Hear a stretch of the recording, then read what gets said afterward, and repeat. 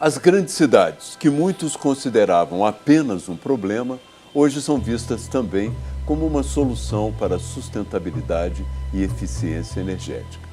Com os modernos instrumentos de comunicação, a cidade pode ser inteligente, no sentido de usar as novas tecnologias na relação com as pessoas.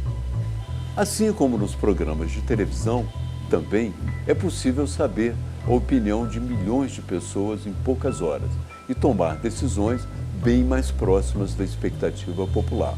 Nem sempre essas decisões serão as melhores, mas em todos os casos são as mais democráticas. Para discutir o futuro da administração das cidades, falaremos hoje com Jaime Lerner, arquiteto, urbanista, ex-prefeito de Curitiba e ex-governador do Paraná, internacionalmente reconhecido como uma das grandes referências quando se trata de inventar novos caminhos para a cidade. Jaime, você acha que a internet pode ajudar a administrar uma cidade? Sem dúvida, mas ela não pode ser encarada como um gadget. Ela tem que ser usada de maneira inteligente.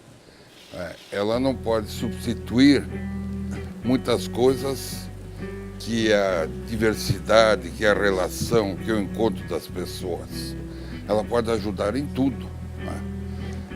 Pode ajudar em relação à conversa com a população, pode ajudar em relação a muitas coisas, mas o importante é que essa inteligência seja usada na concepção correta das cidades. Agora, uma das coisas muito importantes que você falou no começo é o seguinte: 75% dos problemas de emissões de carbono estão nas cidades.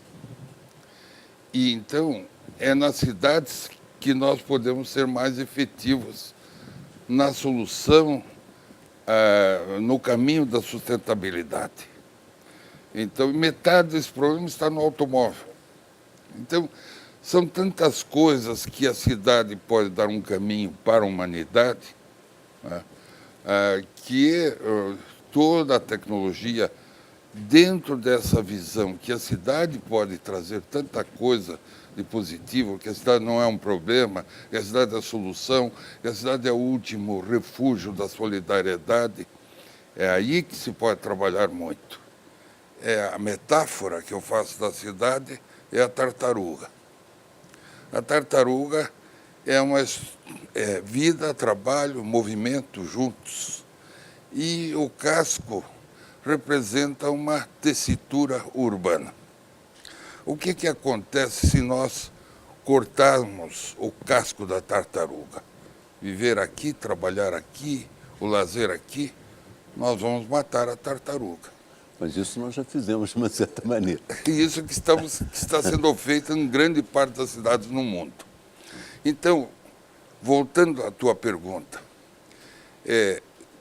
toda a tecnologia não adianta se nós continuarmos separando as funções, morando aqui, trabalhando lá.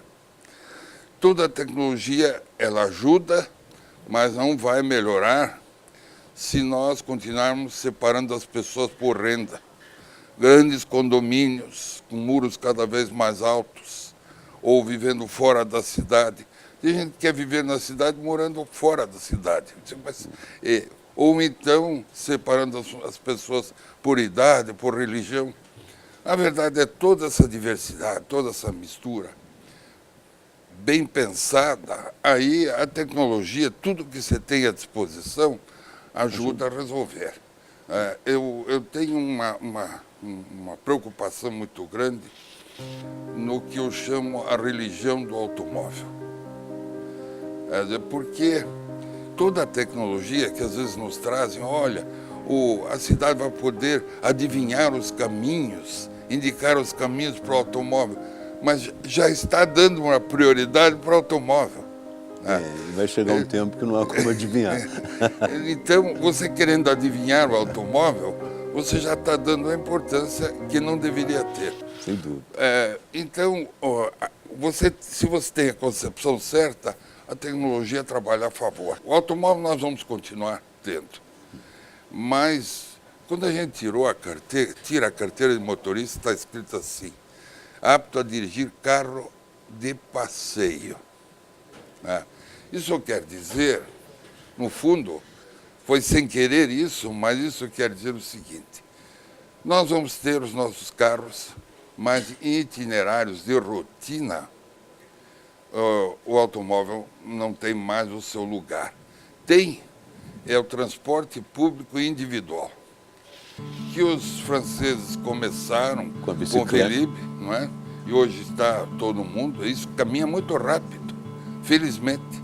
E o modelo que você pensou foi exatamente para isso. Complementar, é você não ser dono do carro. E também não adianta só ter um carro elétrico. Você tem que... a maneira de usar o carro elétrico, complementar como o transporte público individual, complementar o transporte público coletivo, eu acho perfeito. Não é? É nesse sentido que eu entendo que a mobilidade vai caminhar, porque de outra maneira é muito difícil. Então, veja, quando muitas vezes a gente avança na tecnologia para detectar desastres, para detectar o problema de poluição, a gente não pode, a gente tem que focar, não é só no diagnóstico, é na solução. Eu me lembro quando nós estávamos trabalhando por uma solução de transporte público em Curitiba, há muitos anos atrás, São Paulo estava preocupado em medir a poluição nos diferentes bairros. Olha, se você projeta a tragédia, você encontra a tragédia. Né? Agora, se você usa a tua energia no sentido de mudar tendências que não são desejáveis, aí é um caminho bom. Então, voltando a toda a tecnologia, tudo que isso pode nos ajudar muito, e vai ajudar muito. Mas, para o administrador, uma sala de comando e controle hoje, com câmeras monitorando o máximo possível a cidade, pode ser de grande utilidade. Né? Sim, ajuda muito em relação à condução, ao equacionamento de muitos problemas. Na verdade, veja, a cidade não é tão complexa quanto os vendedores de complexidade querem nos fazer acreditar. E o mundo está cheio de vendedores de complexidade. Eu vou te dar um exemplo. Quando a gente estava pensando no sistema de transporte Curitiba, que foi o primeiro BRT, né, que hoje chamam, hoje tem 120 cidades, utilizando inclusive o Rio, né, tem várias linhas agora de BRT. A dúvida que existia é se um ônibus biarticulado, como é que iria encostar certinho naquela estação tubo. Então começaram a aparecer empresas que queriam vender a tecnologia dessa aproximação. E era mais caro que o próprio veículo. Aí eu fui perguntar para o chefe dos motoristas de uma empresa se ele era capaz de estacionar direitinho no tubo com um ônibus biarticulado. Ele disse, claro que sim. Foi lá, colocou uma fita adesiva no vidro do ônibus, outra fita adesiva no tubo. Quando elas coincidiam, estava estacionado perfeitamente.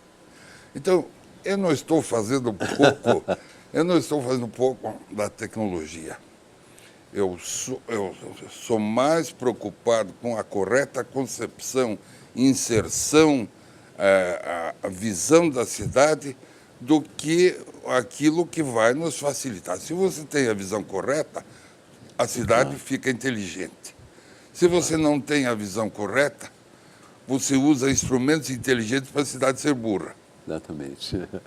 Vamos para o nosso primeiro intervalo e, na volta, vamos falar de novo sobre as inovações tecnológicas que estão tornando as cidades e seus gestores mais inteligentes.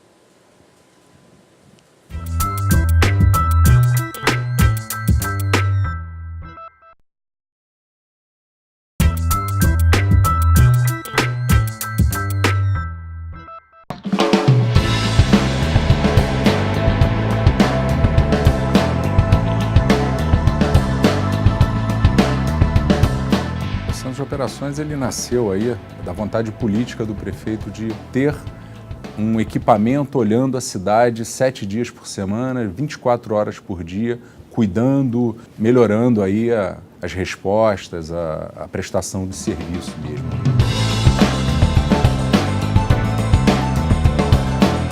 O Centro de Operações foi feito num tempo recorde, em 5 meses.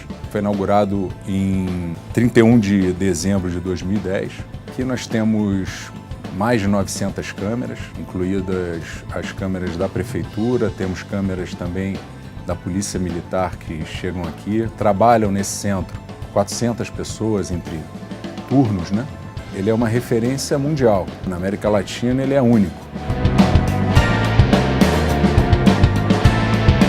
Eu tenho aqui toda a Prefeitura, todos os órgãos municipais, a Companhia de Limpeza Urbana, a Engenharia de Tráfego, a Companhia de Luz, além de Polícia Militar e o Corpo de Bombeiros também está aqui presente. Também a iniciativa privada. Eu tenho aqui empresas de energia elétrica, que é uma concessão, o metrô, trens urbanos. Se a gente tem um grande engarrafamento na cidade, a gente acaba gerando um problema de segurança, e se a gente tem uma blitz, a gente acaba gerando um grande engarrafamento. Então, o fato desses órgãos estarem aqui num único local, no mesmo ambiente, você consegue operacionalizar. Aqui, quando a gente tem algum problema que impacte mais de um órgão, vem para essa sala aqui todos os representantes de secretarias, de órgãos que tenham impactos aqui. Então, você com pessoas que tomam decisão e com a informação, não tem como não responder melhor a qualquer tipo de incidente ou qualquer tipo de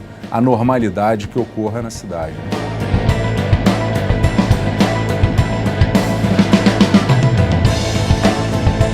Aqui a gente traz todas as informações, coloca ela numa única base para que todo mundo tenha acesso a essa informação.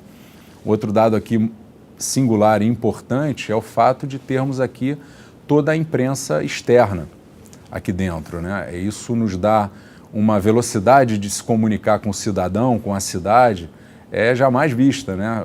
Nós temos o Centro de Operações, ele tem uma página, ele tem o Twitter, o Facebook, e temos aqui profissionais 24 horas por dia alimentando essas mídias, né? Acompanhando também as outras mídias. Isso já traz aí uma tranquilidade, uma sensação de segurança para o cidadão muito boa. E é uma informação oficial, né? Está saindo da prefeitura. As informações aqui, elas são free. O nosso radar, né, que tem lá um link, as pessoas acessam ele via web. Não dá para a gente falar que não vai chover. As câmeras chegam nas emissoras, a grande maioria delas coloca nos seus telejornais. Então isso é um grande diferencial, e quem ganha com isso é a população.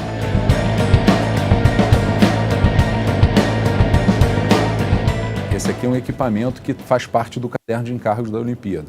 Pelo fato do Rio de Janeiro ter um equipamento desse porte, o Vaticano escolheu a cidade do Rio para se fazer a Jornada Mundial da Juventude no ano que vem. A Copa do Mundo, ele acontece em 12 sedes. As imagens que o Maracanã tiver do entorno, lá dos organizadores, chegarão aqui. As nossas estarão lá, terão representantes desse comitê organizador local aqui dentro, como já se deu no Rio+20. Então, eu acho que essa integração dos poderes, e o governo federal também tem aí um papel importante, está fazendo com que o Rio dê saltos quantitativos e qualitativos aí na qualidade de vida do cidadão, né?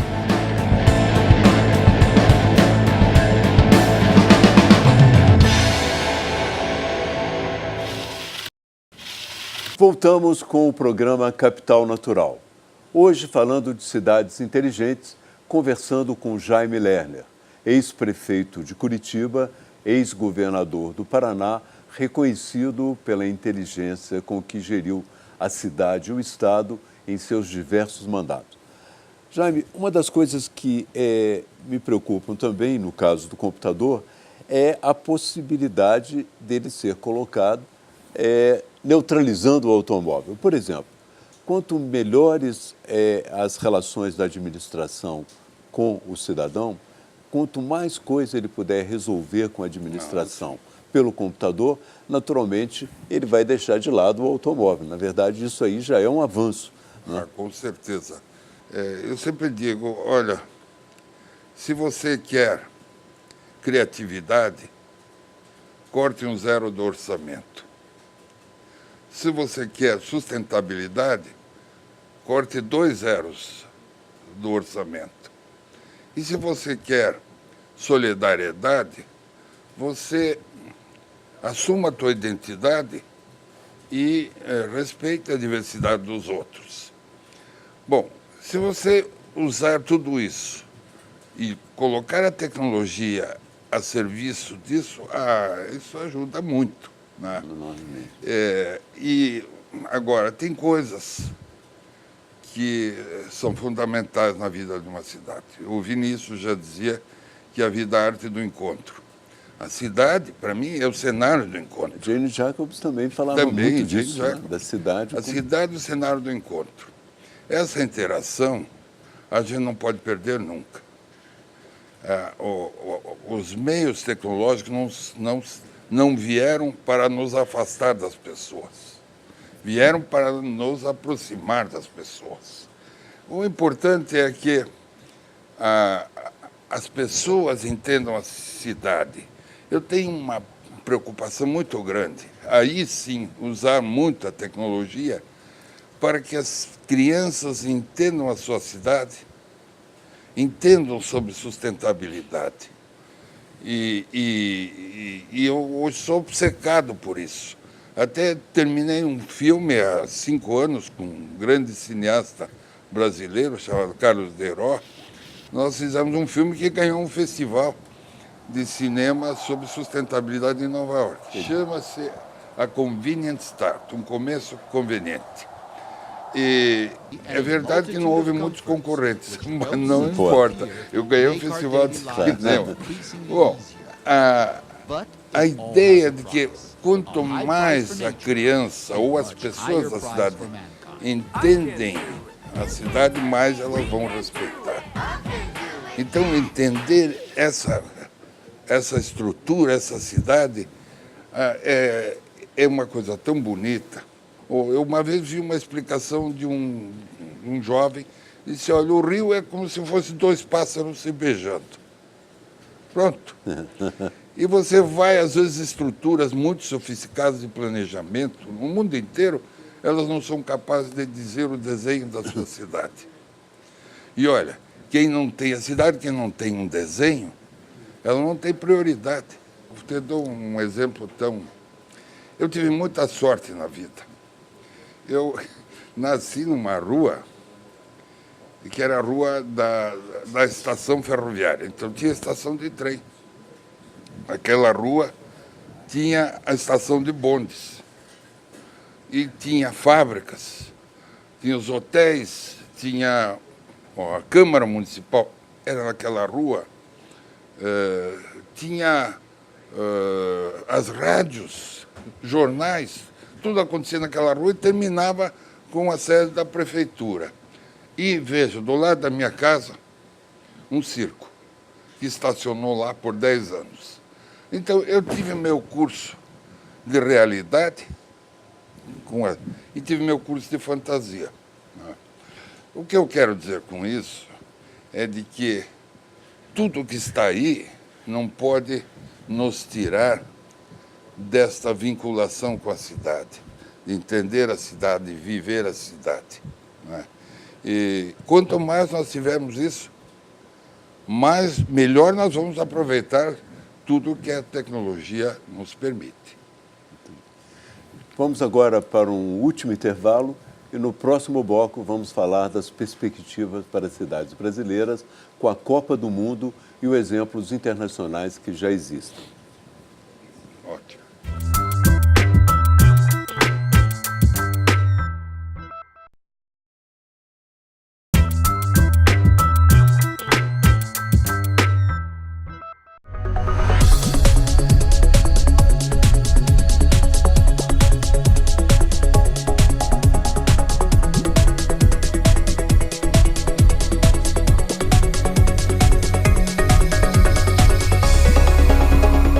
A Cidade da Copa é mais do que empreendimento, acho que é uma obra social.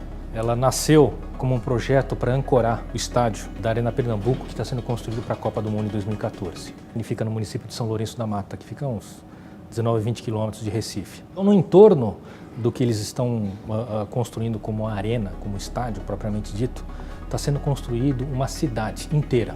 Nós estamos falando de uma área de mais ou menos 240 hectares. Além da arena propriamente dita, vai haver uma universidade, um centro comercial, vai haver um centro de entretenimento, prédios residenciais, hotéis, um centro de convenções e tudo que se espera do ponto de vista de uma cidade. O conceito da cidade da Copa, ele está nascendo sob a égide do que nós estamos chamando de Smart City. Então nós vamos ter segurança, nós vamos ter acesso, nós vamos ter mobilidade urbana, sistema de guia, sistema de transporte inteligente, onde as pessoas vão saber quanto tempo vai levar para chegar o seu ônibus, o que existe de mais moderno do ponto de vista de tecnologia à disposição de quem está passeando, quem está trabalhando, quem está estudando, quem está morando ali naquela região. O que faz uma cidade ser inteligente, na verdade, é você conseguir ajuntar as tecnologias que já existem, nós não estamos falando de coisas futurísticas, né? Mas tecnologias que já estão disponíveis e você usá-las de forma organizada. Então, videoconferência, audioconferência, sistema de sinalização eletrônica, né? Sistema de comunicações sem fio, cobrindo praticamente toda a cidade da Copa. Essa capa de equipamentos vai estar suportada por uma série de aplicativos de segurança. Uma delas é a biometria facial, outros aplicativos do tipo análise de comportamento. Existe um sistema chamado Digital Signage, popularmente é conhecido muito como aqueles monitores que tem dentro do elevador, em que além de estar passando informações de interesse público, como tempo, temperatura, condição do trânsito, notícias e, por que não, comerciais. Existe uma câmera na frente do monitor, muda o conteúdo de acordo com o que ela está reagindo.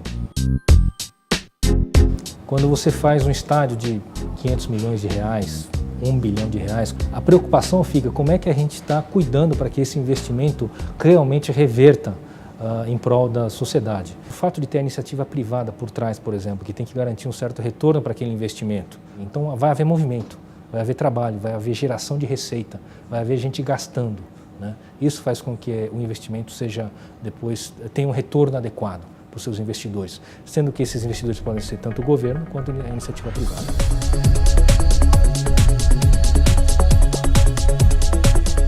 Quando as pessoas falam em Smart City, quando as pessoas falam em tecnologia, muitas vezes a pessoa pensa em, poxa, isso está gerando mais problemas em relação ao ambiente. Eu diria que não.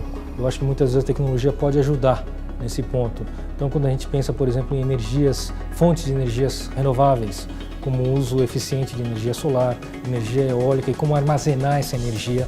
A sua residência pode estar armazenando energia no horário que você não está usando muito e devolver para a rede, é o que nós chamamos de Smart Grid. Então a gente vai ver esse tipo de coisa sendo aplicado na cidade da Copa também.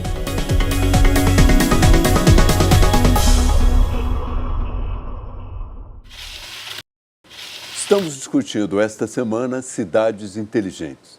Conosco, o urbanista Jaime Lerner, ex-prefeito de Curitiba e ex-governador do Paraná. Jaime, o Brasil está investindo muito dinheiro na infraestrutura da Copa do Mundo e na infraestrutura das Olimpíadas. Você acha que esse investimento vai realmente compensar? Que sentido você acha que deveria tomar para que realmente compense para o Brasil todo esse dinheiro gasto? Olha, primeira coisa, a Copa do Mundo, o Brasil está errando, mas errando assim, muito, ao se mostrar servil à FIFA. Porque, veja, a única coisa que não falta no Brasil são estádios. Qual é a razão de você demolir um estádio e construir outro para mais 5 mil pessoas? No Rio Grande do Norte, o estádio lá nunca teve mais de 8 mil pessoas. E vai para ficar vazio depois. O problema do Brasil não são estádios, é a logística aérea e a mobilidade urbana.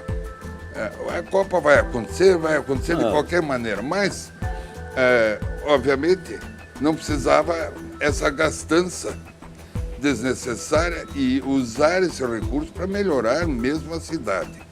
Olha, veja, a FIFA exige estacionamentos brutais em frente aos estádios. De novo automóvel. De novo automóvel. Eu vejo que a coisa mais fácil, Gabeira, de resolver é um dia de jogo, porque você redireciona a frota para o Maracanã ou e não precisa fazer mais nada.